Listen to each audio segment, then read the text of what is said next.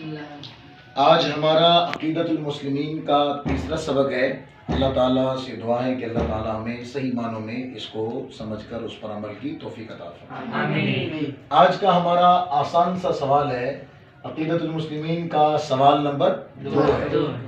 اس میں سوال یہ کیا گیا ہے کہ مل حکمت من خلق الجن والانس، کہ انسان اور جنوں کو اللہ تعالیٰ نے پیدا کیا ہے، اس کی کیا حکمت ہے؟ تو جواب کے طور پر ارشاد فرمایا لِيَأْمُرُهُمُ اللَّهُ بِعِبَادَتِهِ، اللہ تعالیٰ نے انسانوں اور جنوں کو اس لیے پیدا کیا تاکہ اللہ تعالیٰ انسانوں اور جنوں کو اپنی عبادت کا حکم ارشاد فرمائے۔ جی کیا قرآن اور سنت میں اس بات پر کوئی دلیل ہے کہ انسانوں اور جنوں کی پیدائش کا مقصد صرف اور صرف کیا ہے؟ اللہ تعالیٰ کی عبادت؟ تو فرمایا ہاں، قرآن میں اللہ تعالیٰ نے اس بات کا جو ہے وہ ثبوت ارشاد فرمایا وما خلقت الجن والانس الا لیعبدون۔ یہ سورہ زاریات ہے، 27واں پارہ ہے اور اس کی آیت نمبر 56 ہے۔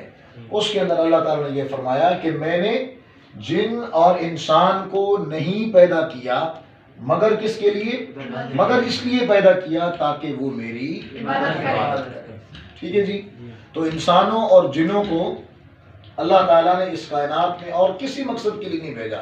تو سمجھ لو کہ حقیقی انسانوں اور جنوں کے آنے کا اس کائنات میں مقصد یہ ہے تاکہ وہ پروردگار رب تعالیٰ کی کیا کریں؟ عبادت کریں۔ اور آگے حدیث پاک میں نبی پاک صلی اللہ علیہ وسلم نے فرمایا، اس حدیث کو شیخین نے روایت کیا ہے، امام بخاری اور امام مسلم نے۔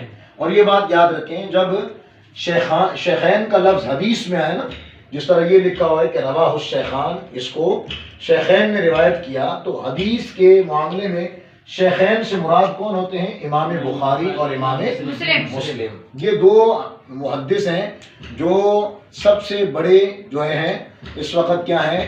مانے ہوئے محدث ہیں، جو تمام محدثین میں سب سے بڑا اعلیٰ مقام اور عرفہ مقام رکھتے ہیں۔ ٹھیک ہے جی، تو شیخین نے اس روایت کو بیان کیا، اس میں حدیث پاک کے الفاظ یہ ہیں، آپ کے سامنے ہیں، حق اللہ علی العباد ان یعبدوہ ولا یشرکوا بہ شیئا، کہ اللہ کا حق بندوں پر یہ ہے کہ بندے اس کی عبادت کریں، بندے اس کی عبادت کریں، ہاں، ولا یشرکوا بہ شیئا، اور اللہ کے ساتھ بندہ کسی اور کو شریک نہ ٹھہرائے۔ سمجھ آ رہی؟ کیا حق ہے بندوں پر اللہ تعالیٰ کا؟ پہلا حق تو یہ ہے کہ عبادت اللہ ہی کی کرے، اور دوسرا حق کیا ہے کہ اللہ کے ساتھ کسی اور کو شریک نہ ٹھہرائے۔ اللہ خدا معبود الہ وہ ایک ہے، کسی اور کو الہ نہ مانے، عبادت کرے تو اس کی کرے۔ اور لیکن یہاں پر بھی جو ہے گویا کہ جو اللہ تعالیٰ نے انسانوں اور جنوں کو پیدا کرنے کی حکمت بیان کی ہے، تو وہ بھی حدیث پاک کے ذریعے یہاں سے واضح ہو رہی ہے کہ اللہ کا بندوں پر یہ حق ہے۔ حق کیوں؟ کیونکہ اللہ نے ان کو پیدا ہی اس لیے کی، پیدا ہی اس لیے کیا تاکہ وہ کیا کریں؟ اللہ کی عبادت کریں۔ تو فرمایا کہ اللہ کا بندوں پر حق ہے کہ وہ اللہ کی عبادت کریں اور اللہ کے ساتھ کسی کو شریک نہ ٹھہرائیں۔ اچھا، اس کے بعد ہے یہ شریک، چونکہ اللہ تعالیٰ کا ٹھہرانا یہ کفر ہے، شرک ہے۔ شرک کہتے کس کو ہیں؟ اور شرک کے اندر کتنی چیزیں ہوتی ہیں جس سے بندہ مشرک بن جاتا ہے؟ ٹھیک ہے جناب، تو انشاءاللہ عزیز ہم کل شرک کے بارے میں پڑھیں گے کہ شرک، اور یہ بات یاد رکھ لیں کہ بات بات پر مسلمانوں کو شرک کا طعنہ دیا جاتا ہے۔ کوئی مسلمان کسی اللہ کے ولی کے مزار پر جاتا ہے تو کچھ بد مذہب لوگ، وہابی لوگ، دیوبندی لوگ جو ہیں مسلمانوں کو کہتے ہیں یہ مشرک ہے۔ ٹھیک ہے جناب، کسی نے کسی اللہ کے ولی کے ایصال ثواب کے لیے کوئی جانور ذبح کر دیا ایصال ثواب کے لیے، ٹھیک ہے، کہتے ہیں جناب یہ کیا ہو گیا؟ مشرک ہو گیا۔ اسی طرح جو ہے وہ بہت سارے ایسے کام ہیں جو اہل سنت کرتی ہے، اہل سنت کے لوگ کرتے ہیں، تو دیگر مذاہب باطلہ کے جو لوگ ہیں وہ کہتے ہیں یہ شرک ہے۔